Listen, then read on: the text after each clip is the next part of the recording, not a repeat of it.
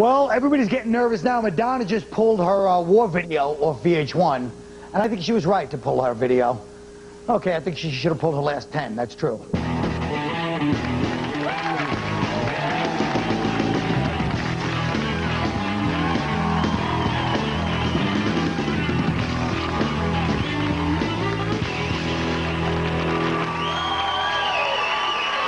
Thanks. Well, fellas, I really hope we have a heck of a show. Hope we hit it out of the park.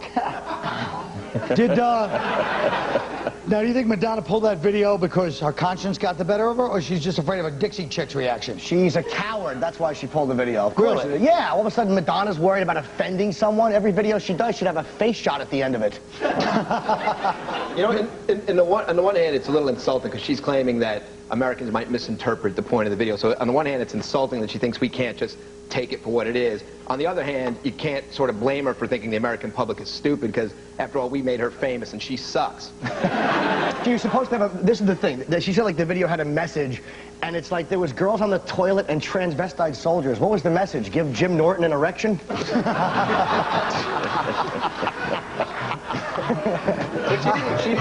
What bugs me about it more than anything is that she didn't pull it in the rest of the world, so she's just pulling it in America, but it's still being shown in Europe, and it's like the last thing the rest of the world needs is more anti-American fodder, you know? I mean, the Canadians are so mad at us, they're sending Celine Dion here for 3 years to torture us in Vegas. Yeah, she was gonna make that...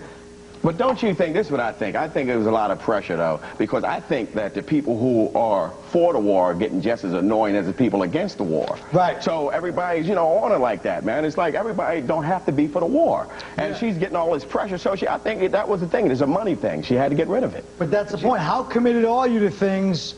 Like, Donnell, you were in the Air Force, right? The Air Force. That's a nice way to introduce me to the show, man. Well, you know. You kiss ass in the Air Force. But weren't you, when you were in the Air Force, do you get... What do you think when people protest? If you were over there fighting right now, what would you think? I think we should come and shoot the protest and then go back over there, man. Okay. I mean, for anybody, the way I look at it, for anybody that want to protest, all you got to remember is a big date, 9/11. That'll symbolize something, and you should go over there and beat some asses, you know? Yeah, well, I just... Okay, but here's the thing. I disagree with that, though, man. I disagree. You spend one day... He never even got in a fight. He was in the Army for 1 day. No, I was in the Navy, man. I was in the Navy. I drove to the place, but I didn't go because my mommy got me out of it. And but you know they call Navy, you know, guys, the Navy, they call them seamen. So you was a seaman?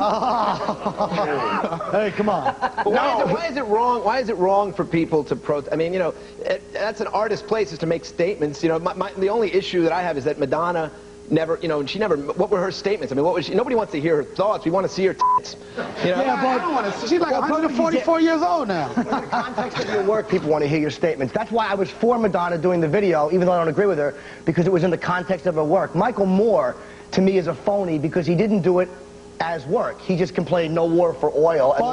Well, it's a good example of Michael Moore right now. We're going to cut to this footage for a second of that System of the Down video. Thanks.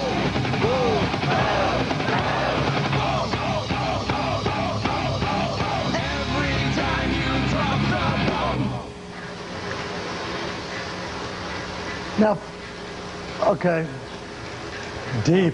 Now, forgetting about the fact, let's get past the fact that everybody that protested on there, you wanted to punch in the face. I realize that. Why, though? Because they get in your face. I don't know, something about the, I don't know if it's a combination. Because they're annoying. They're just little jizz bags who don't shave No, their he's saying armpits why. and smell like patchouli oil. But the point is, go ahead.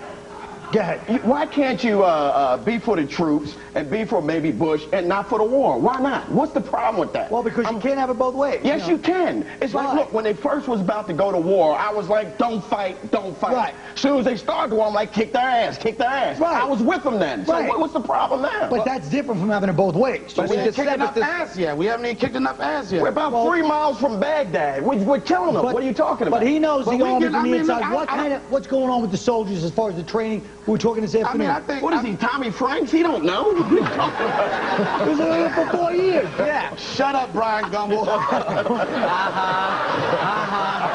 Why can't I be Brian Gumbel? What's wrong with me being Brian Gumbel? Because black people don't like Brian Gumbel. That's black on black, brother. That's black on black. You remember that? We've been waiting for this for a long time. But I don't know, our troops now, we're not getting the proper training. Like the average troop, before they even go into war, they got 6 weeks of training. We got POWs getting captured, not by enemies, but we getting captured because we getting bad directions. You know, the POWs you got, and that's the one time you should have listened to a girl that was in the passenger seat. You know she was going down the street. I said, make a right on Nazareth Boulevard! Make a left on Baghdad Central! And she's annoying because she said she was trying to just show people that she was just as dissatisfied as they are, even though she has such a great life. And that was the message I got out of her video, and it annoyed me. You know what annoys me? That nobody, it took me a minute to think, who's this idiot talking about? He's back on Madonna. Hey, stupid. Yeah, he left Madonna 5 years ago. He's talking about Madonna with his hands in his pants. Exactly. You're like a raging queen sitting in her apartment in 8th Avenue in Chelsea. I'm going to get back to Madonna, and I don't give a hoot. Who knows about it? Listen, stupid. Well, listen, you go to him like he's the one guy who was in the military, and you keep. He was the one guy in the military. Don't you think it's kind of interesting to have a comedian that actually did something besides lay around the house till he got comedy? No, I don't. I do. I find it very fascinating. Right, well, I mean, look, people are against, like, okay, I hear you on one show, Monday show, you was talking about, you was against Bush. You was talking about Blair's doing a better job than Bush, which I don't think. You know, so it's like I'm for Bush, I'm for the troops, but I'm just not for the war right now, because they haven't found the chemical weapons yet. They found a box. A box? Oh, come on. It said chemical weapons on the side. There's nothing in it. But listen to this. What I'm saying is, don't you feel like ultimately all the protesting, when people drop their videos, the Dixie Chicks to apologize, Madonna pulls a video, that all these people, they're kind of like half protesting, play acting in this country, because we don't really have those kind of situations. It's not death. Like Manute Bol. Now you might say, why would somebody bring up Manute Bol? Because he gave all his money to Sudan. He's broke all the time because he gives all his money. The biggest, most liberal people in this world, they don't give all their money to Iraq. They give some, and they keep some for them, most for themselves. You know what I mean? So don't you think our country is just a little bit insincere? Yes, a little insincere, and also a little hypocritical. I mean, you get like Michael Moore, we were talking about him, and I mean, it just seems like if you're going to dedicate your career to ranting about the excesses of American capitalism, you probably shouldn't weigh 450 pounds. You know what I mean? That's all I'm saying. That's a very good point. You can believe what you want. If you're going to pretend to care about the hungry, you shouldn't eat enough for 5 people. I'm sure he's got a slow metabolism. There's no humility in any of them. They're arrogant. Like that's why I like Ozzy Osbourne so much, because he's honest. He doesn't preach about what we should do in Iraq. He doesn't even know we're having problems in Iraq. He's honest with that. How can he be honest with the TV camera right in front of him? He's not honest. He is honest. Phony. He walks around without a shirt. He's got a body like There's a bunch of dummies like him going to the concert. Oh, it's best. And you leave Tony Tone sweater alone. Now listen, we'll be right back. I don't want to talk that. Even I was proud of myself in that one. It's a nice sweater.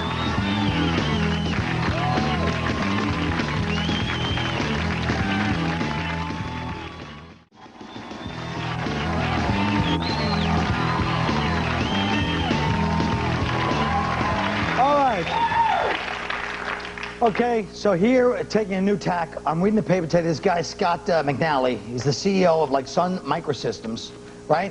He got a $26 million salary last year, and the company stock was down like 68%. So the point is, this happens. We see this all the time. Enron, Tyco, outrageous billions. Why do we let this happen? Because it's not that we let it happen. It's the CEOs, and I'm not saying that they are not overpaid, but the decisions they make are going to cost the company or lose the company millions of dollars. Whereas, like Mel Karmazin, he just re-signed with Viacom. You know, he's irreplaceable, whereas the average MTV employee can be replaced by a chimpanzee with Down syndrome. But how is he irreplaceable? Yeah. Just because Viacom owns this stupid show? I've met Mel Karmazin. No. I'll tell you something. He's got a tanning machine like Rich Voss. He's the same. I tell you how he's irreplaceable, because he guided through Viacom through a very tough time with advertising, and he still made the company money. I don't like when you research before the show. It bugs me. I'm just telling you. Settle down there, Lou Dobbs. But the point is not that. We all know it's unfair, but why don't... Nobody really gives a damn. If I'm going to put on TV, if you had the Enron hearings... I don't even know who the hell Enron is. The, you know, he's that guy... Well, you used to own Enron, I don't know Leroy, and I don't know Big Mike, none of them two. Did you just say that's not fair, grown man? Life isn't fair. Is it fair that Tommy Lee goes from Heather Locklear to Pam Anderson while I'm paying fat chicks for a hand job? You know what that is? That is a great point. That is a great point. The world is not a perfect place. If it was, would his skull be shaped like that? No. Look. I told you before, you should sue God. Now listen. But my point is this. I know it's not fair, but I'm just saying that, don't you think, why is it that, nobody really, we're not going to do anything about anything? Talk about Enron, Tyco. Nobody, you're like, oh, look at that guy, billions of dollars. We're not interested. I'd rather go watch The Sopranos than listen to But we're too busy, we pay more attention to the athletes, what the athletes are making. Right. That's the big thing. We look at all the athletes, oh, look how much they're making. We're more worried about whether Puff Daddy gets a new throwback jersey rather than this one guy in... Why do I feel like there's a racial undertone to this right now, you son of a... Why'd you go from athletes to Puff and Daddy? Puff Daddy? Well, that's as all- opposed to the white CEOs. Don't try to trick us. We know where you're going. I didn't try to round the back pass on you. But it's true, though, man. People pay attention to the athletes and what they're making. They don't give a damn about some guy from some company. They don't care. Yeah, but they don't care because most people think, well, these guys make a lot of money anyway. But they don't realize that it's one thing to make a lot of money. It's another thing to have a scam system that's not fair. I mean, this is a little clique of guys. They watch out for each other's interests, and it's not fair. I mean, that's why if you think that the stock market is a way for the little man to make money, you're crazy. That's why I have all my money in Iraqi currency. Well, that might not be... But listen, it is true. I mean, how stupid are we that you have all these people who work in stock market and you think they're going to call you up, hey, we're looking out for you, and they're going to keep the secrets to themselves and hoard all the money. I mean, it's a lot of the guys for trusting this stupid system that doesn't work anyway. Yeah, but I think, a lot of them are going to jail now anyway. No, but don't you think that if they gave, like, the death penalty to a few of these guys that had Enron or Tyco, I mean, these guys stole... They sell the death penalty.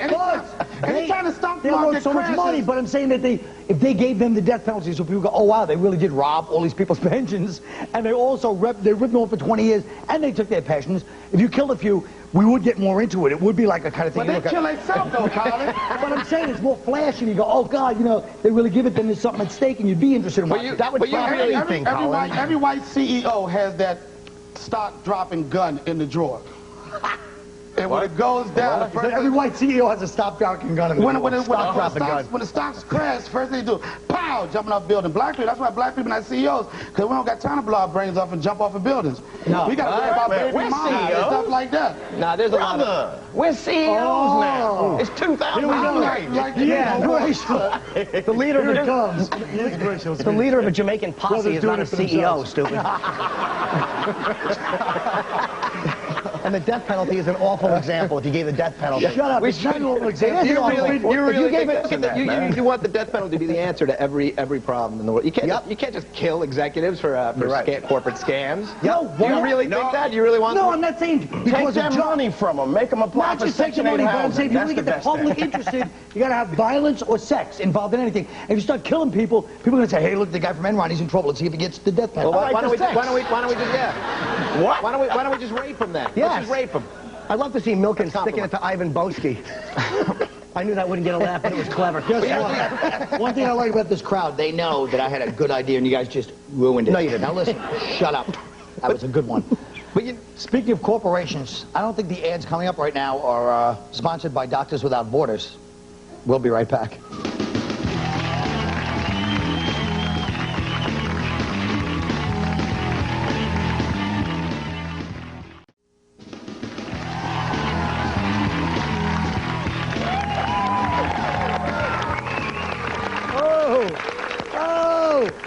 I'll tell you, I think that guy's CEO idea was great. Those four dummies. Anyway, but I'm just an audience man, but what the hell? The war is happening, but life still has to go on. That's what this segment is all about. Let's go out to the streets and see what's happening. It's a little something Look at this, you got the homeless guy with the mouse trying to beg for money, and even the mouse is like, hey, what do we do? Well, I wouldn't give us money. Why? Because I'm a white mouse and you look like an Oak Ridge boy? I don't get it, Willard. You stupid idiot. I should have been with Crispin Glover. I'd be making some real bucks. Oh, look at this guy. He hasn't worked in 2 years. He just leaves his house every morning.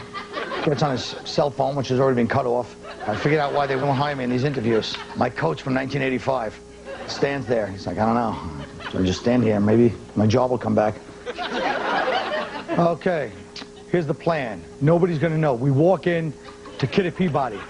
We blend in with the rest of the stockbrokers. Once we're in there, you take off your mullet, you just kind of blend. I said if I got the Meg Ryan, Harvey'd be excited. He loves Meg Ryan, but it didn't work sexually. You marry a claims adjuster, you get a claims adjuster. Hey, she told me she liked me as a friend. Me too. Me too. Man, we got to do something, man. We're just not dangerous enough, you know? Why don't we do something crazy this year? I mean, this is crazy for spring break, walking around Washington Square Park, but next year, let's go to, like, Long Island, something. Oh, yes, good advice from my brother. He tells me, oh, yes, leave Nepal with the beautiful women and the gorgeous weather. Come to New York.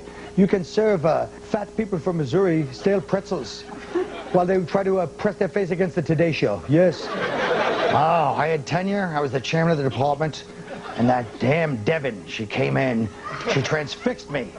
I couldn't stop. She knew what she was doing. I gave it all up. It was worth it. Oh, for crying out loud. Do you realize now what do I get to remember? Okay. 2 in the head, drop the gun, jump in the car and drive. 2 in the head, drop the gun, jump in the car and drive away.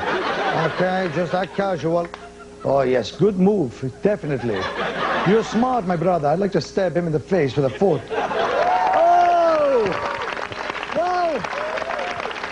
Folks, we kid people, but none of those people were harmed during the making of that thing, and that's the important thing. I don't want to promise anything, but if you stick around, there's a lot of money involved in Act 4. A lot of money. Don't miss it. We'll be right back.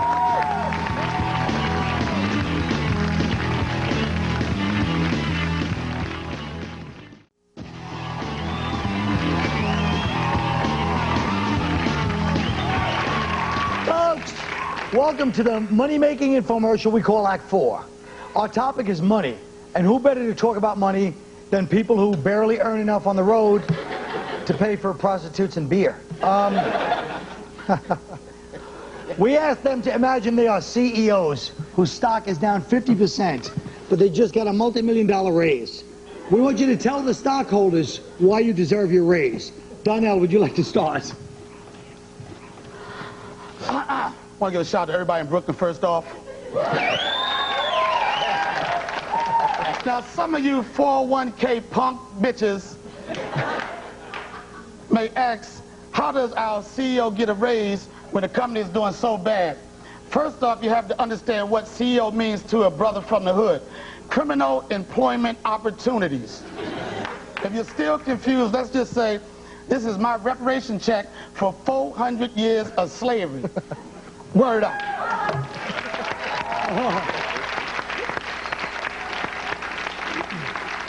Okay, now, Mr. Is your nose clear, Mr. Norton? Yeah, I'm fine, Jim thank you. Norton.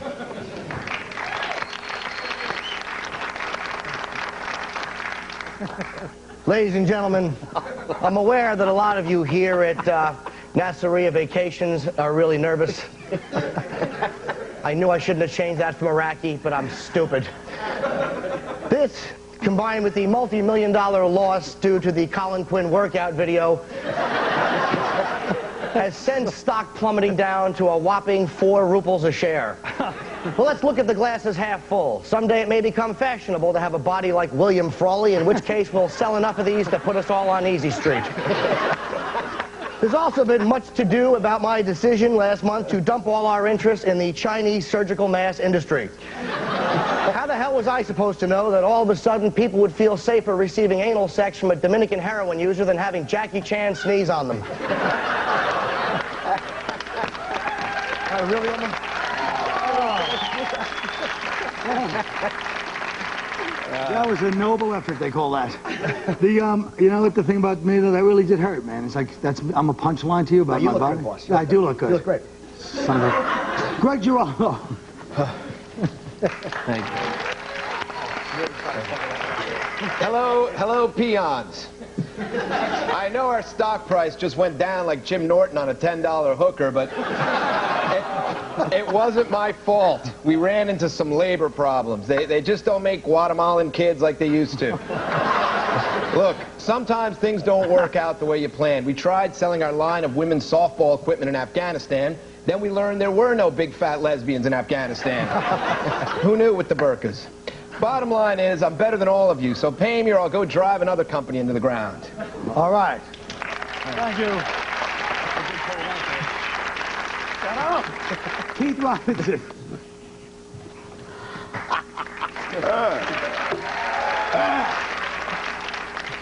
Okay, here we go. Now, folks, I know a lot of you are a little disappointed because of the fact that, you know, stock has dropped. We have a lot of problems going on, and some of you probably have to seek Section 8 housing now. Why you looking at me on that part? It's not about you guys. It's not even about me. It's about little Keith. My son, little Keith. I want him to have what I never had before, a space shuttle. All right.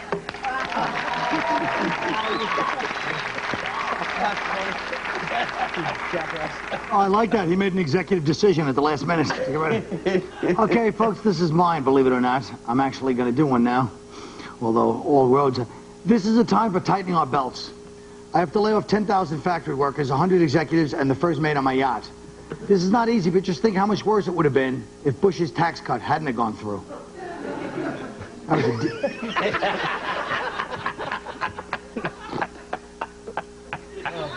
Remember, folks, money can't buy happiness, but it'll pay for a lot of lap dances. So you got that going for you. Good night.